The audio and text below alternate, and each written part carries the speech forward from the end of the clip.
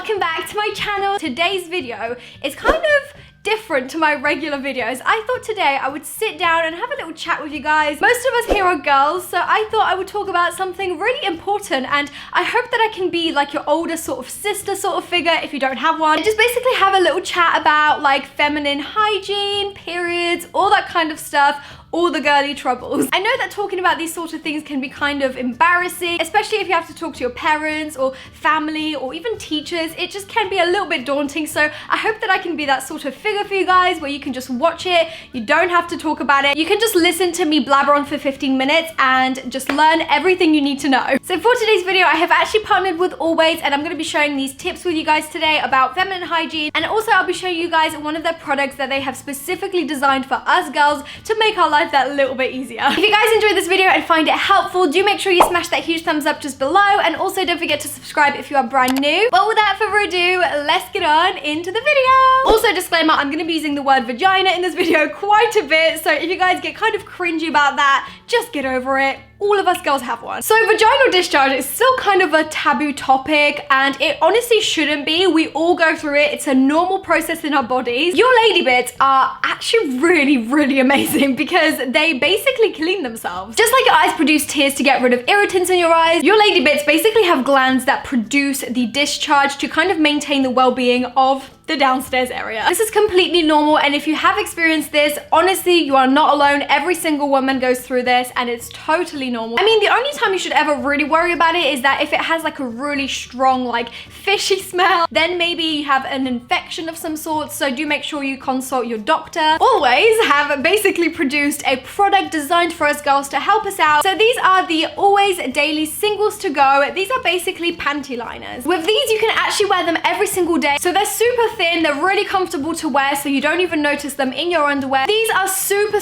thin, and they're very absorbent, so they basically absorb your daily discharge, any odor and any like dampness as well, so you don't have to worry about it all day long. These are also dermatologically tested, so they are safe to use every single day. So the Always Daily liners basically all come individually wrapped. They're super small and discreet, so you can literally pop them in your purse, your bag, and they're really convenient for on the go. So this is what these singles look like. They're super tiny. I actually have a few of these in my bags and wallets just in case, you know. As I have teamed up with Always for this video, they're actually doing a little giveaway for you guys where you can actually claim a sample for free. You can claim one of these down below by using the link so you can experience the freshness for yourself, and especially if you've never used panty liners before, I really recommend for you guys to try them out and see if you like them. The next tip I want to talk about is pH balancing washes. If you guys didn't know, every single vagina has its specific pH balance, so if you use any perfumed shampoos or, you know, shower gels, literally whatever you use down there, it's actually super bad because it can disrupt the natural pH balance of your vagina. So what you should actually do is go out and get yourself a separate intimate wash and basically just use that to wash down there, because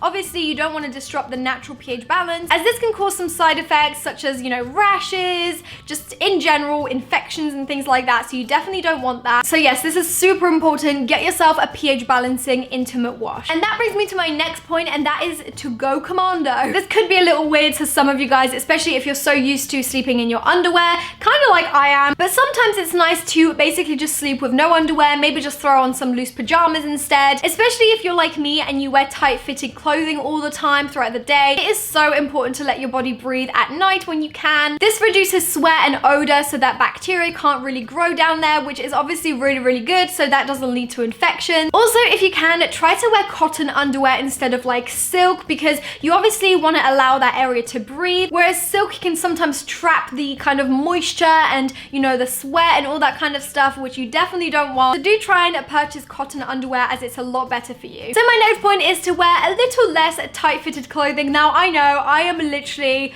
crying about this point because I love tight-fitted clothing, you guys know this, but sometimes it's just really good to just pop on a loose pair of joggers or just some trousers in general. So I think that wearing loose-fitted clothing a few times a week is definitely really beneficial. My next point is kind of self-explanatory, and I feel like it's just, you know, a given, but that is to stay hydrated. It is so important to drink at least 2 liters a day of water. Although our vaginas do have their own cleaning system, it is still really important to stay hydrated so that the water can flush out any toxins from your body body. Not only will it help with your downstairs area, but it will also help with your skin. I feel like drinking water makes my skin so much clearer, especially because I used to have quite a lot of spots all the time, but ever since I started religiously drinking water, my spots have definitely really eased off, so I would recommend for you guys to drink as much water as you can. The next topic is periods. I feel like, you know, periods are just one of those things that we all struggle with. It is just the burden of being a woman. But to tackle periods, we have 3 means of doing it. We have tampons, pads, and also the menstrual cup. Neither of those ways is wrong, but obviously if you guys haven't tried all 3 of the options, you definitely should, just to see which one is the best for you. There are of course pros and cons to each of the ways of protecting yourself. For example, tampons give you the daily comfort of being able to move around and also go swimming. However, they are a lot less absorbent, especially if you have quite a heavy period, so that's something to bear in mind. Now, sanitary pads are a little bit more comforting to those of you girls